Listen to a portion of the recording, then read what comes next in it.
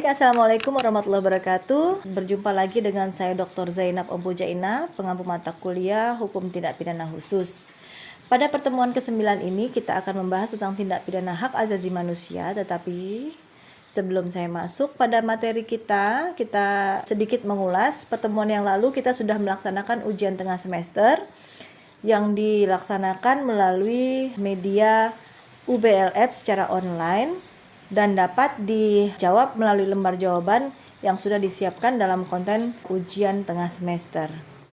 Baik, pada pertemuan ini kita akan membahas tentang tindak pidana hak asasi manusia, di mana kita akan membahas tentang definisi hak asasi manusia, dasar hukum tindak pidana hak asasi manusia, kemudian pengaturan pelanggaran hak asasi manusia berat.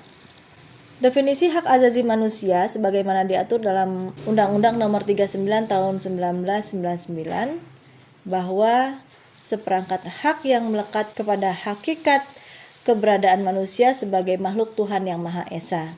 Sedangkan menurut PBB, hak asasi manusia adalah hak yang melekat dengan kemanusiaan kita sendiri yang tanpa hak itu kita mustahil hidup sebagai manusia. Sedangkan menurut pendapat John Locke, di mana hak yang diberikan langsung oleh Tuhan sebagai suatu sifat kodrati. Oke, kemudian definisi hak asasi manusia. Hak asasi manusia ini merupakan anugerah dari Tuhan terhadap makhluknya. Hak asasi tidak boleh dijauhkan atau dipisahkan dari eksistensi pribadi individu atau manusia tersebut.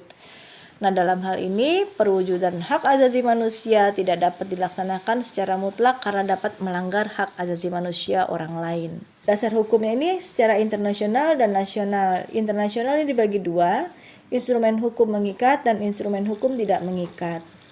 Kemudian instrumen hukum mengikat sebagaimana setelah dilakukan deklarasi universal hak asasi manusia, kemudian Konvenen Internasional tentang Hak Sipil dan Politik, Konvenen Internasional tentang Hak Ekonomi, Sosial, dan Budaya, kemudian Konvensi Genosida, Konvensi Menentang Penyiksaan, kemudian Konvensi Penghapusan Segala Bentuk Diskriminasi Rasial, kemudian Konvensi Penghapusan Segala Bentuk Diskriminasi Perempuan, Konvensi Hak Anak, kemudian yang terakhir adalah Konvensi mengenai status pengungsi.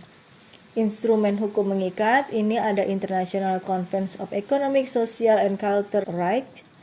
Kemudian dideklarasikan Deklarasi Universal HAM tahun 1948. Kemudian berlaku pada Januari 1976. Indonesia meratifikasi melalui Undang-Undang Nomor 11 tahun 2005. Kemudian International Convention Civil and Political Rights. Ini ada Konvensi Internasional tentang Hak Sipil dan Politik pada Maret 1976. Kemudian hak-hak DUMAM diatur lebih jelas dan dirinci. Indonesia meratifikasi melalui Undang-Undang Nomor 12 tahun 2005 dan diawasi oleh Komite HAM. Dan ini juga ada beberapa international conference yang berhubungan dengan hak asasi manusia. Kemudian dasar hukum tindak pidana HAM internasional yang berhubungan dengan instrumen hukum tidak mengikat sebagaimana diatur tentang pedoman berperilaku bagi penegak hukum, prinsip-prinsip dasar mengenai penggunaan kekerasan dan senjata api, kemudian deklarasi mengenai penghilangan paksa, kemudian deklarasi penghapusan diskriminasi terhadap perempuan, kemudian deklarasi mengenai pembelaan HAM, kemudian tentang prinsip tentang hukuman mati yang tidak sah atau sewenang-wenang.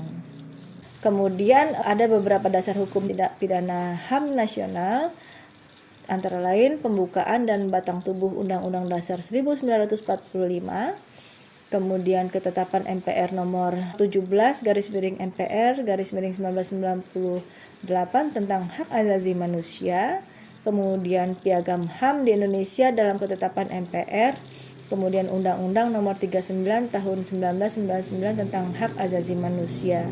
Dalam pembukaan Undang-Undang Dasar 1945, alinea pertama bahwa sesungguhnya kemerdekaan itu ialah hak segala bangsa, dan alinea keempat, pemerintah negara Republik Indonesia yang melindungi segenap bangsa Indonesia dan seluruh tumpah darah Indonesia. Sedangkan di dalam batang tubuh Undang-Undang Dasar 1945 sebagaimana diatur di dalam pasal 27 ayat 1 dan pasal 28 tentang bidang politik, kemudian bidang ekonomi, kemudian bidang sosial budaya, hak bidang pertahanan keamanan, dan hak asasi manusia. Nah, ini di dalam TAP MPR dalam isi instrumennya antara lain ada beberapa hal yang mengatur tentang ketetapan instrumen hak asasi manusia. Kemudian di dalam Piagam HAM di Indonesia dalam ketetapan MPR terdiri dari 10 bab. Kemudian Undang-Undang Nomor 39 Tahun 1999 tentang HAM terdiri dari 11 bab disarankan pada 23 September 1999.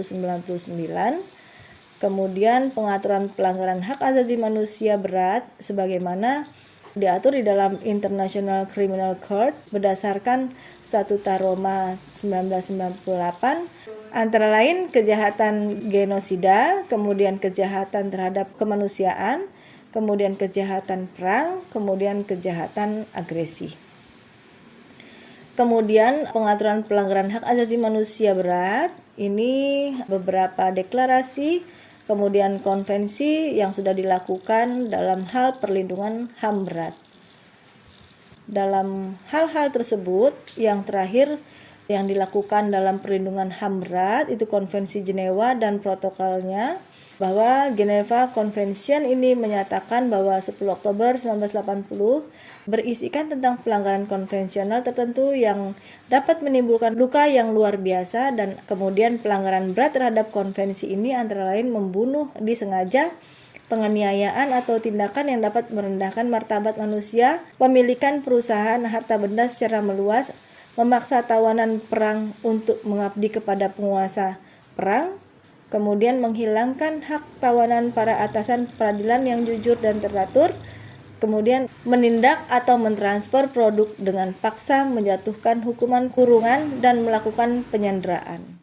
Baik, dari apa yang saya sampaikan dapat kita simpulkan bahwa hak asasi manusia ini merupakan perwujudan HAM, tidak dapat dilaksanakan secara mutlak karena dapat melanggar hak asasi manusia orang lain. Kemudian ada beberapa deklarasi yang dilakukan, kemudian dasar hukumnya ini ditunjuk kepada negara, masyarakat, atau individu atau kelompok masyarakat tertentu.